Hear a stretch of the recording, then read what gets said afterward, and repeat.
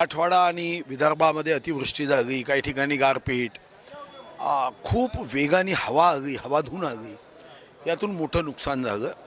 याचे पंचनामे त्वरित करावे अशी आम्ही आमच्या भागातल्या जिल्हाधिकाऱ्यांना विनंती केली आहे. माननीय मुख्यमंत्री महोदयांनाही मी पत्र लिहिलं आहे की या संदर्भातले पंचनामे करण्याच्या बाबतीमध्ये स्पष्ट सूचना अपेक्षित आहे. अन्यथा काही जिल्ह्यांमध्ये जिल्हाधिकारी सुमोटो स्वतःहून पंचनामे करण्याचे आदेश देतात आणि काही तहसीलदार काही जिल्हाधिकारी मक्ख बसून असतात की जब ऊपर से आदेश आएगा, संदेश आएगा, चिठ्ठी आएगी तेव्हा आम्ही मग पंचनामे करू.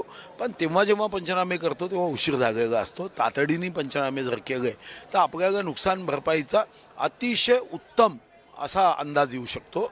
आणि त्या दृष्टीने आज विधानसभेतही काही विरोधी पक्षातर्फे सुद्धा स्थगन मांडण्यात आले.